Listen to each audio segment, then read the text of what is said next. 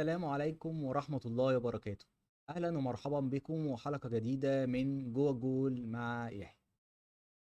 النهاردة كان في مباريات في دوري أبطال أفريقيا. عندنا كان في مباراة مهمة جدا ما بين نادي الزمالك ونادي الترجي التونسي. وكان عندنا في نفس المجموعة مباراة نادي شباب بلوزداد الجزائري مع نادي المريخ السوداني. وكان في مجموعة النادي الأهلي كان في لقاء مهم جدا ما بين نادي الهلال السوداني ونادي القطن الكاميروني. نبتدي بمباراة نادي الزمالك ونادي الترجي التونسي اللي انتهت بفوز نادي الزمالك 3-1. مباراة جميلة، مباراة فوق الممتاز للفرقتين. هنتكلم عليها باستفاضة. ابتدى نادي الزمالك بتشكيل مكون من محمد صبحي في حراسة المرمى. خط الظهر ناحية الشمال عندنا احمد فتوح، اتنين في القلب حسام عبد المجيد ومحمد عبد الغني. وناحية اليمين عندنا حمزة المسلوسي. قدامهم اتنين في نص الملعب، احمد محمد اشرف رؤى ونبيل عماد دونجا.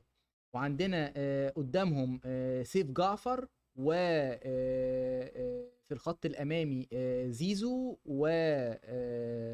ومصطفى شلبي، ورأس الحربة الصريح سيف الجزيري. الزمالك ابتدى اللقاء بطريقة 4-2-3-1، وهي أفضل طريقة لنادي الزمالك مع مستر فريرا. اولا التشكيل فوق الممتاز، لان التشكيل كل لاعب بيلعب في مكانه. يعني شفنا النهارده احمد فتوح بيلعب ناحيه الشمال، وشفنا حمزه مسلوسي بيلعب ناحيه اليمين. بنلعب باتنين ارتكاز، محمد اشرف رؤى ونبيل عماد دونجا، الاتنين دول في مركز 8. وده طبعا مهمه جدا، لان خط الوسط في المباريات اللي زي دي اللي الفرق عايزه تكسب فيها على ارضها لازم العب باتنين بس، ما العبش بتلاته. وكان قدامهم سيف جعفر بيلعب في مركز 8، مع بيساعد معاهم في الحاله الدفاعيه، وفي الحاله الهجوميه كان بيزيد لمركز 9. عندنا ابتدى اللقاء بضغط جامد جدا من نادي الزمالك. واضح انه من اول دقيقة عاوز يجيب اجوال وعاوز يخلص المباراة. ففي الدقيقة التاسعة كورة من ناحية الشمال دخل وضغط فيها سيف جعفر واخدها واتقدم بيها، وراح على حدود منطقة الجزاء ولم ورقص ولعبها الناحية التانية احمد سيد زيزو ناحيه اليمين، اللي استلم ورقص ترقيصه جميله جدا جدا جدا، ودى المدافع على الارض يعني، ولعبها اللي بره عند نقطه الجزاء كده لسيف جعفر، اللي يشوط قنبله من مره واحده على يمين الحارس، محرزا الهدف الاول لنادي الزمالك. ثم تأتي الدقيقة 25 وكورة تتلعب لسيف الجزيري داخل منطقة الجزاء طويلة، وهو بيستلم المدافع زقه. الحكم ادى ضربة جزاء لنادي الزمالك. طبعا الحكم راجعها في الفار، والفار قال له انها ضربة جزاء. اخدنا في القصه دي دقيقتين ثلاثه. دخل احمد سيد زيزو وحطها على شمال الحارس بن شريفيه، محرزا الهدف الثاني لنادي الزمالك. وينتهي الشوط الاول. يعني عاوزين نقول الشوط الاولاني تقريبا كله لصالح نادي الزمالك. خط دفاع نادي الترجي التونسي كان مهزوز جدا في الشوط الاول. نص ملعبه تقريبا ما جاش استاد برج العرب النهارده. ابتدى الشوط الثاني، لا نادي الترجي التونسي واضح ان الكابتن نبيل معلول ادالهم دش بين الشوطين، دش طبعا كروي، قال لهم ما ينفعش الكلام دوت. وفعلا نزلوا ضغط كبير جدا من نادي الترجي التونسي عكس الشوط الاولاني تماما، ونادي الزمالك تراجع. وقدر ان في الدقيقه 57 كوره اتعملت ثرو باس ل رياض بن عياد اللي يحطها من مره واحده على يمين محمد صبحي، محرزا الهدف الاول للترجي.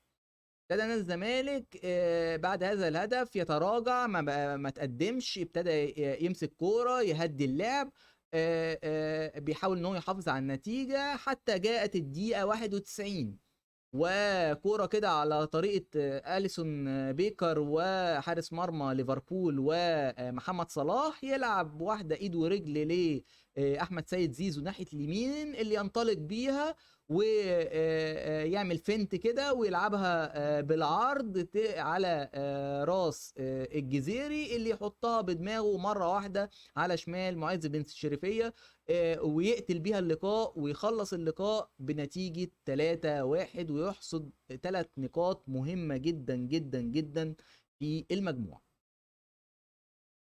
قبل هذا اللقاء كان الكابتن نبيل معلول كان طلع بتصريحات وقال احنا لابد من الفوز في هذا اللقاء، لان طبعا لسببين. السبب الاولاني ان هو يتأهل رسمي لدور الثمانية، والسبب الثاني انه عاوز يقصي الزمالك، لان هو يعلم، هو قال ان انا اعلم ان نادي الزمالك هيتعب نادي الترجي في الادوار الاقصائيه، يعني ممكن يقابل نادي الزمالك تاني مثلا في دور النهائي او حاجه، فهو عاوز يخلص الفرق الكبيره بدري بدري. ولكن طبعا الكلام ده ما حصلش، والزمالك قدر انه يخلص اللقاء بنتيجه 3-1. الناحية التانية في نفس المجموعة كان في مباراة مهمة جدا ما بين شباب بلوزداد الجزائري ونادي المريخ السوداني، وانتهت بفوز نادي الشباب الجزائري بهدف لا شيء. الهدف عن طريق محمد اسلام بالخير في الدقيقة 36، كورة من ناحية الشمال اخترق بيها ورقص هدف حلو قوي، عدى من واحد والتاني وحطها أرضية زاحفة على شمال حارس مرمى المريخ السوداني، وينتهي اللقاء بفوز شباب بلوزداد بنتيجة 1-0.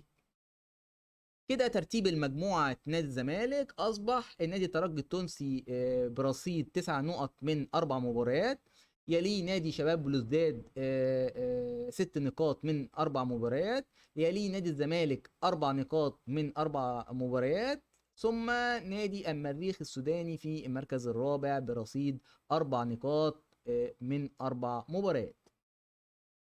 المباراة القادمة هتبقى ما بين نادي شباب بلوزداد ونادي الزمالك، هتقام في الجزائر يوم الجمعة الموافق 17 مارس بمشيئة الله. كان في مباراة أخرى مهمة جدا جدا جدا ما بين الهلال السوداني والقطن الكاميروني في مجموعة النادي الأهلي. المباراة دي انتهت بفوز نادي الهلال السوداني بنتيجة 2-0، ويصعب المهمة على النادي الأهلي في مجموعته. أحرز الأهداف ديفيد أباجنا في الدقيقة 41، كورة من ناحية الشمال، لامين يلعبها لعبد الرحمن على حدود منطقة الجزاء، اللي يلعبها من مرة واحدة ديفيد أباجبا اللي يستلمها ويحطها بين رجل حارس مرمى القطن الكاميروني، محرزا الهدف الأول للهلال السوداني. ثم الشوط الثاني كان ضغط، والله يعني من وجهة نظري يعني كان في ضغط كبير جدا من القطن الكاميروني، كان بيحاول ان هو يتعادل وما عندوش حاجه يبكي عليها، ولكن في الدقيقه 81 ضربه جزاء للامين